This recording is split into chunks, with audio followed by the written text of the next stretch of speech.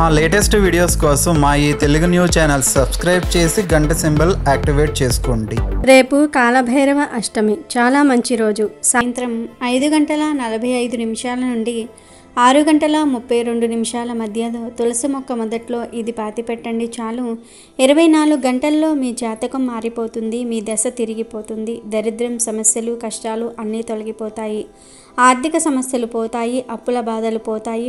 ముఖ్యంగా జాతకంలో ఉండే దోషాలన్నీ కూడా పోతాయి. గ్రహాలు అనుకూలంగా మారుతాయి అని శాస్త్రం చెప్తుంది. తులసి చెట్టు గురించి అందరికీ తెలుసు. తులసి చెట్టును పెంచే వారికి ఎప్పుడూ మంచే జరుగుతుంది. తులసి చాలా పవిత్రమైన మొక్క. మన అందరి ఇళ్లల్లో తులసి చెట్టు ఉంటుంది. పురాణాల ప్రకారం తులసి చెట్టును లక్ష్మీదేవి స్వరూపంగా భావిస్తారు. అందుకే శ్రీ మహావిష్ణువుకు తులసిని సమర్పిస్తారు.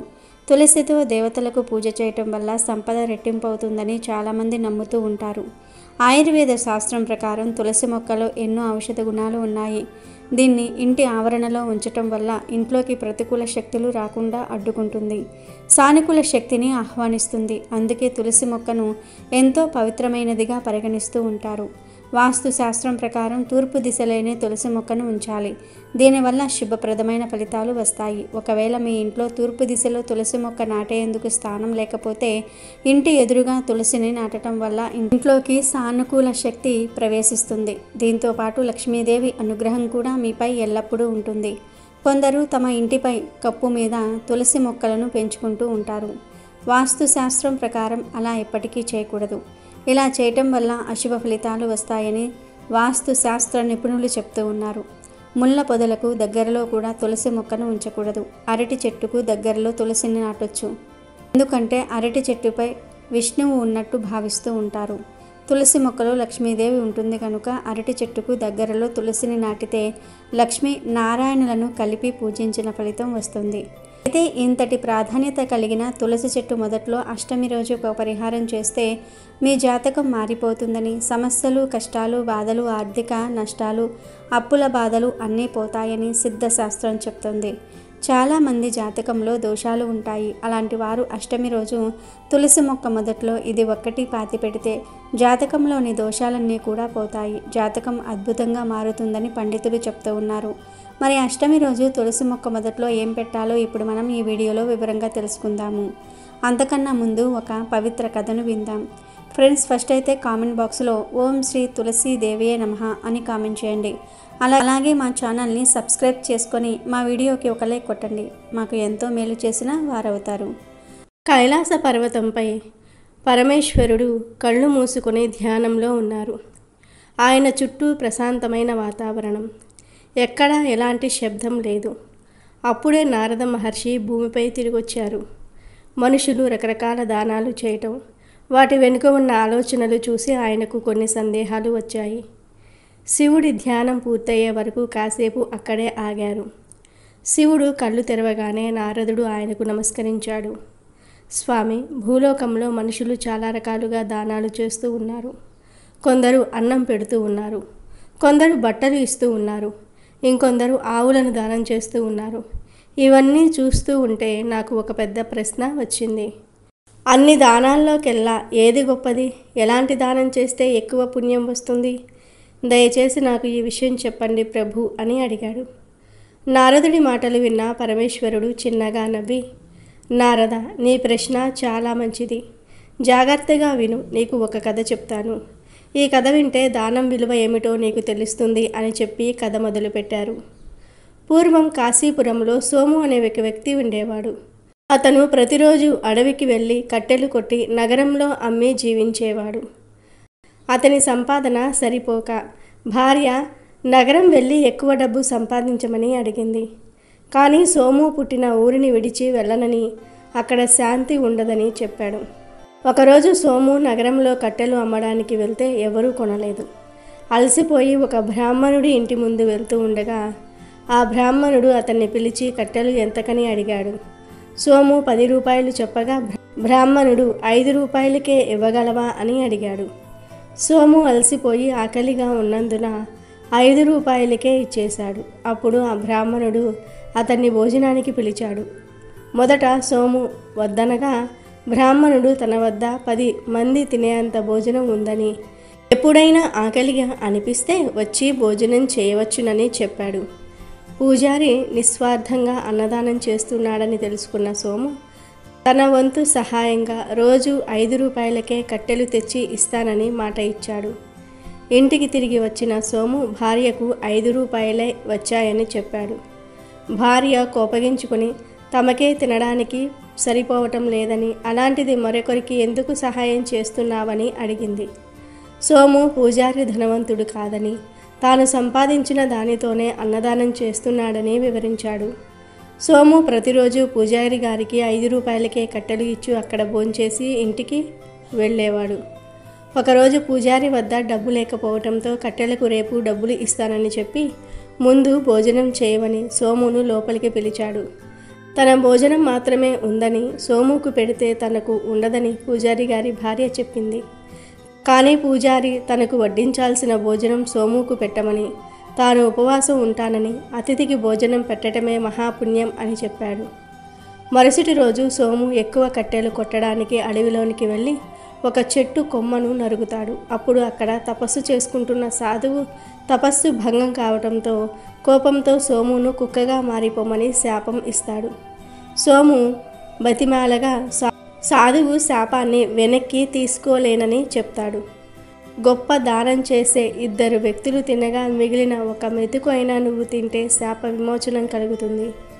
ఎప్పుడైతే నీ శరీరం పూర్తిగా తెలుపు రంగులోనికి మారుతుందో అప్పుడే శాప విమోచనం కలుగుతుంది అని చెప్పి సోము నల్ల కుక్కగా మారిపోయాడు. బాధతో నగరానికి వెళ్ళిన సోము పూజారి గారి గురించి గుర్తు చేసుకున్నాడు. పూజారి భోజనం చేసిన తర్వాత మిగిలిన ఆహారాన్ని తినగా అతని శరీరం సగం తెలుపు రంగులోనికి మారింది. పూజారి దానం గొప్పదని సంతోషించిన సోము మిగతా సగం శాప విమోచనం కోసం వేరే వ్యక్తిని వెతకడానికి ముందుకు వెళ్ళాడు. పక్క ఊరికి చేరుకున్న సోము ఒక వ్యక్తి చాలామందికి గోవులను దానం చేస్తున్నాడని తెలుసుకున్నాడు. ఆహారాన్ని కాదు, ఏకంగా గోవులనే దానంగా ఇస్తున్నాడని, అతను కూడా పూజారి గారిలాగా గొప్పవాడని భావించాడు. ఆ వ్యక్తి తినగా మిగిలిన ఆహారాన్ని సోము తిన్నాడు. కానీ అతని శరీరంలో ఎలాంటి మార్పు రాలేదు. ఆశ్చర్యపోయిన సోము పక్కనే 2 వ్యక్తులు మాట్లాడుకోవటం విన్నాడు. గోవులు దానం చేసే వ్యక్తి పనికిరాని, పాలు ఇవ్వని, రోగంతో ఉన్న గోవులను మాత్రమే దానం చేస్తున్నాడని, స్వార్థంతో వాటిని వదిలించుకుంటున్నాడని తెలుసుకున్నాడు. ఆ వ్యక్తులు మహారాజు గురించి మాట్లాడుతూ, మహారాజు 4 రోజులుగా అందరికీ అన్నదానం చేస్తున్నాడని, రేపు వస్త్రదానం కూడా చేస్తాడని, అతను ఎంతో ధర్మాత్ముడని చెప్పారు. మహారాజు తినగా మిగిలిన ఆహారాన్ని తింటే శాప విమోచనం కలుగుతుందని భావించిన సోము మహారాజు భోజనం చేసిన విస్తరాకులోని మిగిలిన ఆహారాన్ని తిన్నాడు. కానీ అతని శరీరంలో ఏ మార్పు రాలేదు. నిరాశతో సోము శాపం ఇచ్చిన సాధువు వద్దకు తిరిగి వెళ్ళాడు. సాధువు సోమును చూసి ఇంకా శాప విమోచనం కాలేదా అని అడిగాడు. సోము పూజారి ఆహారం తిన్న తర్వాత సగం రంగు మారిందని, ఆ తర్వాత గోవులను దానం చేసిన వ్యక్తి మహారాజు ఆహారం తిన్నా మార్పు రాలేదని చెప్పాడు. సాధువు ఇలా వివరించాడు. నాయన, నువ్వు చూసిన 3 2 గొప్ప దానం కాదు. గోవులను దానం చేసే వ్యక్తికి అవి అవసరం లేనివి. వాటిని ఉంచుకుంటే వాటికి ఆహారం పెట్టాలి కాబట్టి స్వార్థంతో వాటిని దానం పేరుతో వదిలించుకుంటున్నాడు. ఇక మహారాజు విషయానికి వస్తే అతను చేసేది దానం కాదు, అది అతని బాధ్యత. అంతేకాదు, అతను స్వయంగా సంపాదించినది దానం చేయటం లేదు. ప్రజల నుండి పన్నులు వసూలు చేసి వాటినే దానం చేస్తూ ఉన్నాడు. అందుకే వారి దానంలో స్వార్థం ఉంది, అది గొప్పది కాదు. గొప్ప దానం చేసింది ఆ పూజారి మాత్రమే. ఎందుకంటే అతను కష్టపడి సంపాదించిన దానిలో నుంచి ఏ స్వార్థం లేకుండా, తాను తినకుండా ఆకలితో వచ్చిన వారికి దానం చేస్తూ ఉన్నాడు. అతని దానంలో ఏ స్వార్థం లేదు, అందుకే అతని దానం చాలా గొప్పది. ఇంకో అలాంటి వ్యక్తిని వెతకమని సాధువు చెప్పగా సోము బయలుదేరాడు.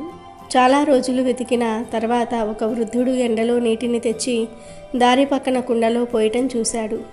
ఈ వృద్ధుడు 30 సంవత్సరాలుగా ఇలా నీటిని దానం చేస్తూ ఉన్నాడని, ఏ స్వార్థం లేకుండా మంచి పని చేస్తున్నాడని పక్కనున్న వ్యక్తులు మాట్లాడుకోవటం విన్నాడు.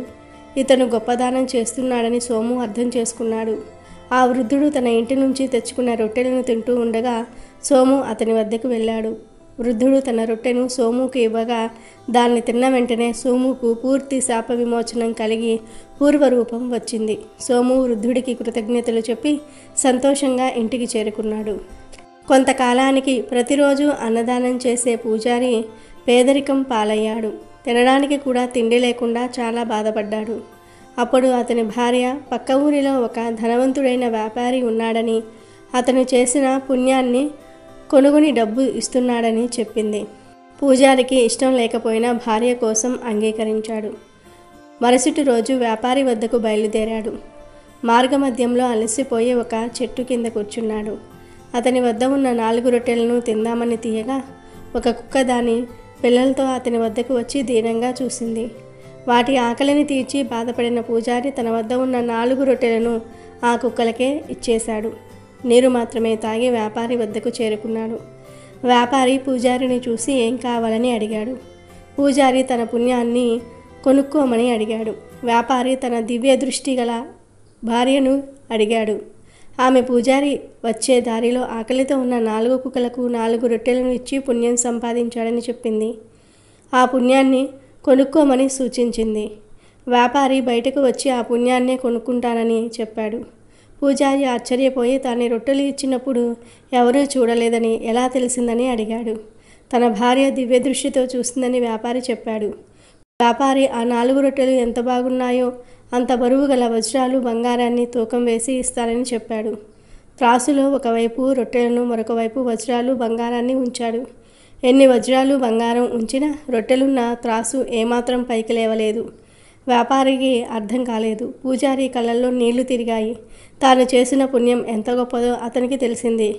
అన్ని వజ్రాలు బంగారం కన్నా తన పుణ్యమే గొప్పదని తెలుసుకున్నాడు. వ్యాపారితో నా కళ్ళు తెరుచుకున్నాయి, నా పుణ్యాన్ని నేను మీకు అమ్మను అని చెప్పి అక్కడి నుండి ఇంటికి తిరిగి వెళ్ళిపోయాడు.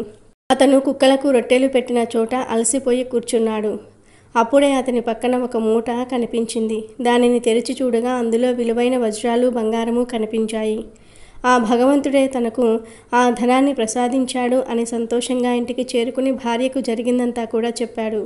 అప్పటి నుండి వారు ఇంతకు ముందులాగే అందరికీ అన్నదానం చేస్తూ సంతోషంగా జీవిస్తూ ఉన్నారు. పరమేశ్వరుడు నారదుడితో ఇలా అన్నారు. నారద, చూశారు కదా, ఎవరైతే ఆకలితో ఉంటారో, ఎవరైతే కష్టాల్లో ఉంటారో అలాంటి వారికి నిస్వార్థంగా చేసిన దానం వల్ల ఎక్కువ పుణ్యం లభిస్తుంది. దానం అనేది నిస్వార్థంగా చేయాలి. ఏదో ఒకటి ఆశించి మనం ఎంత దానం చేసినా అది స్వార్థమే అవుతుంది.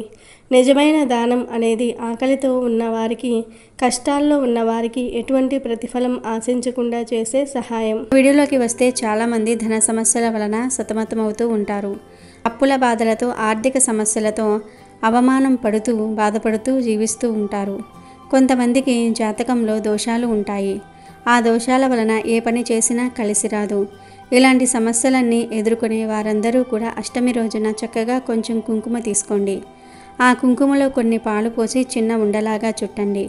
అంటే ఒక గోళీ సైజ్ అంతా ఉండ చుట్టండి. ఆ తర్వాత ఆ ఉండను మీ చేతిలో పట్టుకొని ఒక్కసారి ఇల్లంతా తిరగండి. అంటే ఇంట్లో అన్ని గదులలో తిరగండి. బెడ్రూము, కిచెను, హాలు, బాత్రూము ఇలా అన్ని రూమ్స్ తిరిగేసిన తర్వాత ఆ కుంకుమ ఉండను చేతిలో పట్టుకొని మీరు పూజలు చేసి తులసి మొక్క దగ్గరకు వెళ్ళండి. వెళ్ళి తులసి మొక్క మొదట్లో చిన్న గొయ్యిలాగా తీసి ఆ గొయ్యిలో కుంకుమ ముద్దను పెట్టి పూజ చేయండి. పాతి పెట్టేయండి. ఇలా పాతి పెట్టేసిన తర్వాత ఒక్కసారి తులసి చెట్టుకు నమస్కారం చేసుకొని ఇక్కడితో మా ఇంటికి పట్టిన దరిద్రం పోయింది అని మనసులో అనుకుని ఇంట్లోకి వెళ్ళిపోండి. ఇలా చేయటం వలన మీ ఇంటికి పట్టిన దరిద్రం, మీ సమస్యలను తులసి మొక్క లాగేసుకుంటుంది. జాతక దోషాలను పోగొడుతుంది. ధనం వచ్చేలాగా చేస్తుంది. ఈ పరిహారాన్ని సాయంత్రం 5:45 నుండి 6:32 మధ్యలో ఎప్పుడైనా సరే చేయవచ్చు. ఆడవారు, మగవారు ఎవరైనా సరే ఈ పరిహారం చేసుకోవచ్చు. కానీ నెలసరిలో ఉన్న ఆడవారు ఈ పరిహారం చేయకూడదు. ఈ పరిహారం చేసిన 24 గంటల్లోనే మీకు ఖచ్చితంగా ఏదో ఒక పాజిటివ్ మార్పు అనేది కనిపిస్తుంది. ఏదో ఒక శుభవార్త వింటారు. జాతక దోషాలు పోతాయి. జాతకం అద్భుతంగా మారిపోతుంది. కాబట్టి మీరు కూడా అష్టమి రోజు తులసి మొక్క మొదట్లో ఇది ఒక్కటి పెట్టి మీ జాతకాన్ని మార్చుకుని సంతోషంగా జీవించండి. వీడియో నచ్చితే లైక్ చేయండి, షేర్ చేయండి, బట్ సబ్స్క్రైబ్ చేసుకోవడం మర్చిపోవద్దు.